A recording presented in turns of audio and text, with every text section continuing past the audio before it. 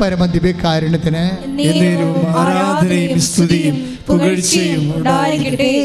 ലേവ്യർ 20:26. ലേവ്യർ 20:26.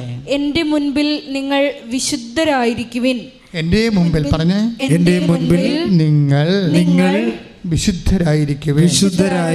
എന്തെന്നാൽ കർത്താവായ ഞാൻ പരിശുദ്ധനാണ്. നിങ്ങൾ എനിക്ക് സ്വന്തമാകേണ്ടതിന് ഞാൻ നിങ്ങളെ മറ്റു ജനങ്ങളിൽ നിന്ന് വേർതിരിച്ചിരിക്കുന്നു.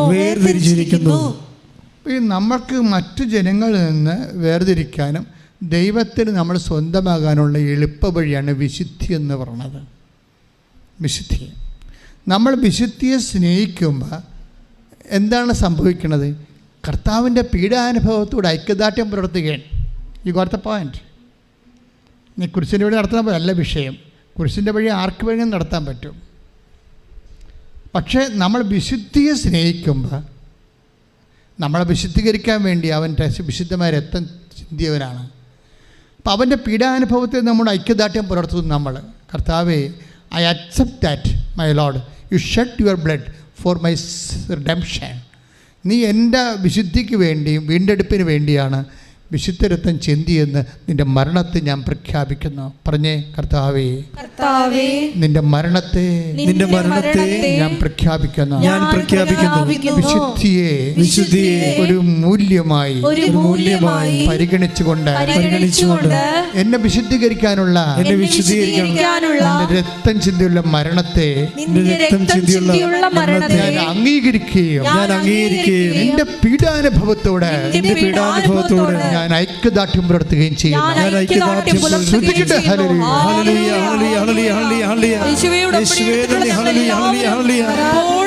വിശുദ്ധിയോടെ വ്യാപരിക്കുവാൻ പരിശുദ്ധ പരമദിവ്യകാരുണ്യത്തിന് ആരാധനയും സ്തുതിയും പുകഴ്ചയും ഉണ്ടായിരിക്കട്ടെ. പരിശുദ്ധ പരമദിവ്യകാരുണ്യത്തിന് ആരാധനയും സ്തുതിയും പുകഴ്ചയും.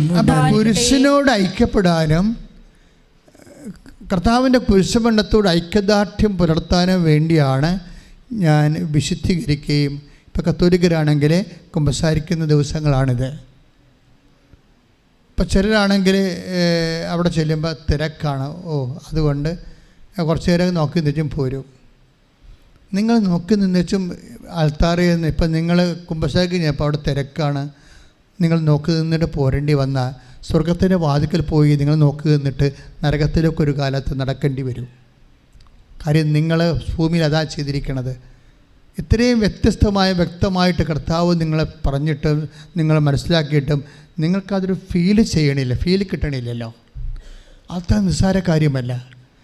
നിങ്ങൾക്കൊരു പശ്ചാത്താപത്തിൻ്റെ ഫീല് കിട്ടണില്ല എങ്കിൽ നിങ്ങൾ ഒത്തിരിയേറെ കഠിനമായി പോയെന്നതിൻ്റെ അർത്ഥം. അപ്പം അങ്ങനെ വരുമ്പോൾ സ്വാഭാവികമായിട്ടും നമ്മൾ കുറച്ചുകൂടി ശ്രദ്ധിക്കണം. കാര്യം ഉടമ്പടിയുടെ ലക്ഷ്യമെന്ന് പറയണത്, ഞാൻ എന്തിനാണ് വിശുദ്ധിയെക്കുറിച്ച് സംസാരിക്കണത്? എൻ്റെ മനസ്സിൽ ഈശോ തന്നതുകൊണ്ട് സംസാരിക്കില്ല. ഞാൻ വിശുദ്ധിയെക്കുറിച്ച് ക്ലാസ് എടുക്കാമെന്ന് വന്ന ആളല്ല. ഞാൻ സംസാരിക്കാൻ വന്നത് എബൈഡിങ്ങിനെ കുറിച്ചാണ്. കവനൻ്റെ ഏറ്റവും വലിയ ഒരു നമുക്ക് നിങ്ങൾ വിചാരിക്കും നോട്ട് ബൈ മെറിറ്റാണ് ഏറ്റവും വലുതെന്ന് ഉടമ്പടിയിൽ. കാര്യം നമ്മുടെ കഴിവ് കൊണ്ടല്ല, ദൈവത്തിൻ്റെ കൃപ കൊണ്ട്. നിങ്ങൾ വിചാരിക്കും ടൈം ഷോർട്ടണിങ് ആണ് ഏറ്റവും വലുതെന്ന്, സമയച്ചുരുക്കമെന്ന്. നിങ്ങൾ വിചാരിക്കും ഉടമ്പടിയുടെ ഏറ്റവും വലിയ ദൈവാനുഭവം എന്ന് പറയുന്നത് ഭാരലഘിതമാണെന്ന്. ഇതൊന്നുമില്ല, പ്രസൻസാണ്. പ്രസൻസ്. ഇപ്പം ഡിക്സൺ എന്താ പറയുന്നറിയാവോ? ഡിക്സൺ പറയുന്നത്, ഞങ്ങൾ ജയിലിലിട്ടില്ലേ, എന്നിട്ട് ഞാൻ കവനറ്റിൽ നിന്ന് പോയില്ല, ഞങ്ങൾ ജയിലിലിട്ടു, എൻ്റെ വീട്ടിൽ കടമായി, എൻ്റെ കുഞ്ഞുങ്ങളെ പഠിപ്പിക്കാൻ കാശില്ല, അവർ പട്ടിണിയാകാൻ പോവാണ്, എന്നിട്ട് ഞാൻ ദൈവത്തിൽ നിന്ന് പോകുന്നില്ല, ഞാൻ ആ കവനിൽ തന്നെ നിന്നു. രാത്രി 1 മണിയായപ്പോൾ അവിടെ ഒരു അനൗൺസ്മെൻ്റ് ഉണ്ടായി, ഞങ്ങൾ 7 പേരെയും ജയിലിൽ നിന്ന് റിലീസ് ചെയ്യാൻ വേണ്ടി. അപ്പോൾ ജയിൽ വാർഡൻ ഇവരൊക്കെ മുമ്പ് വാപൊളിക്കുകയാണ്. കാര്യം ഇന്ന് വരെ 5 മണിക്ക് ശേഷം ആ ജയിൽ തുറന്നിട്ടില്ല. ഫസ്റ്റ് ടൈമാണ്. 5 മണിക്ക് മുമ്പ് ജയിലടച്ച് വൈകുന്നേരം 5 മണിക്ക് ജയിലടച്ചാൽ പിന്നെ തുറക്കത്തില്ല. രാവിലെ 6 മണിക്കേ തുറക്കത്തുള്ളൂ. ആദ്യമായിട്ട് അവരുടെ ജീവിതത്തിൽ ജയിൽ തുറക്കണത്. അപ്പോൾ ഡിസംബറിന് അമ്മ വന്ന് ഞങ്ങൾ ജയിലിൽ നിന്ന് ഇറക്കിക്കൊണ്ട് പോകുന്നു. കൈ ഇട്ടിച്ച് കർത്താവിനെ സ്വീകരിച്ചു.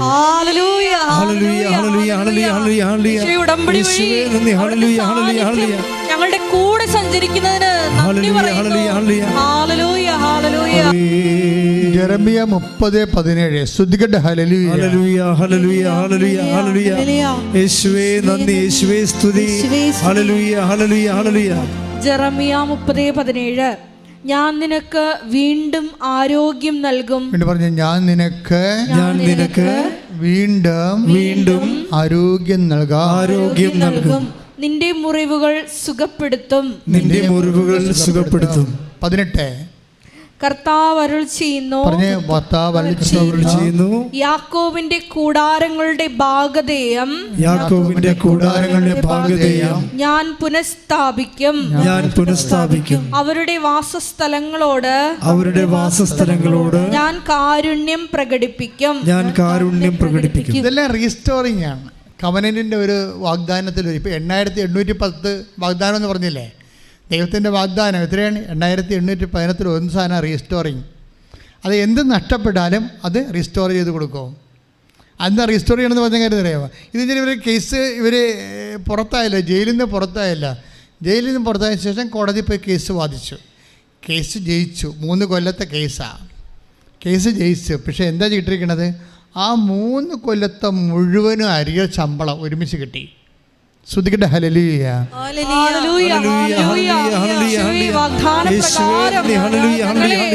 റീസ്റ്റോർ ചെയ്യുന്ന അവിടുത്തെ കാരുണ്യത്തിന് നന്ദി പറയുന്നു. പരിശുദ്ധ പരമദിവ്യകാരുണ്യത്തിന് ആരാധനയും സ്തുതിയും പുകഴ്ചയും ഉണ്ടായിരിക്കട്ടെ. ഡിക്സന്റെ മുഴുവൻ പണം ഒരുമിച്ച് കിട്ടിയതല്ല സന്തോഷം. ഈ ഉടമ്പടി കാലത്ത് ഇത്രയും ക്ലേശം, ആദ്യം കള്ളനാണെന്ന് മുദ്ര കുത്തി, പിന്നെ സസ്പെൻഷനിൽ വിധേയമായി, പിന്നെ ജോലി നഷ്ടപ്പെട്ടു, പിന്നെ ജയിലിലായി, പിന്നെ കേസിലായി. പക്ഷേ ഇത്രയും കാലത്ത് ഈ മനുഷ്യൻ ഇപ്പം ഇതെല്ലാം തിരിച്ചു വരികയാണ്. മരിച്ച് എല്ലാം തിരിച്ചു വരികയാണ്. ജെറമിയ 30:17 അനുസരിച്ച് കൊണ്ട് എല്ലാം റീസ്റ്റോർ ചെയ്യുകയാണ്. പക്ഷേ അതല്ല, ഇദ്ദേഹം നേടാത്തൊരു സംഭവം നേടി. എന്താണ്? ദൈവത്തിൻ്റെ തിരുസന്നിധിയിൽ വിശ്വസ്തനായ ദാസൻ എന്ന് മുദ്രകുത്തി. ശ്രുതിക്കട്ടെ.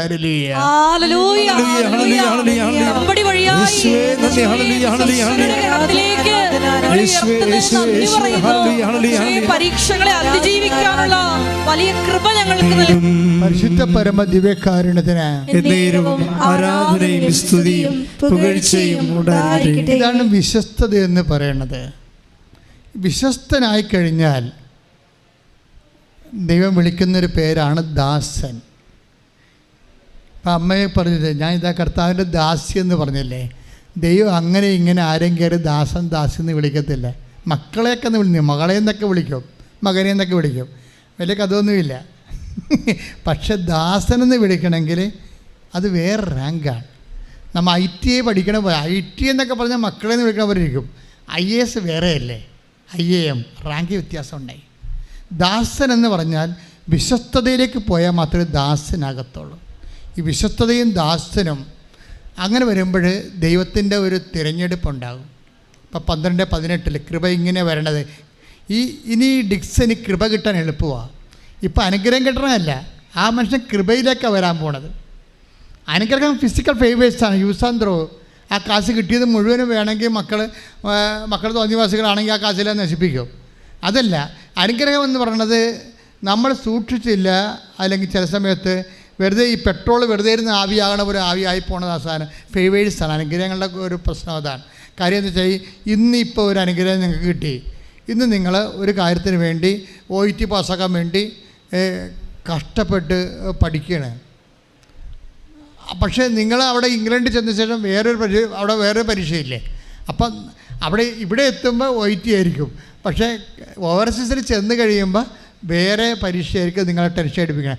അപ്പോൾ ഓരോരോ കാലത്ത് അനുഗ്രഹം ഇങ്ങനെ മാറിക്കൊണ്ടേയിരിക്കും. അതിൻ്റെ വിഷയം ഇപ്പം ഇന്നും ആവശ്യമുള്ളതായിരിക്കത്തില്ല, നാളെ ആവശ്യമുള്ളത്.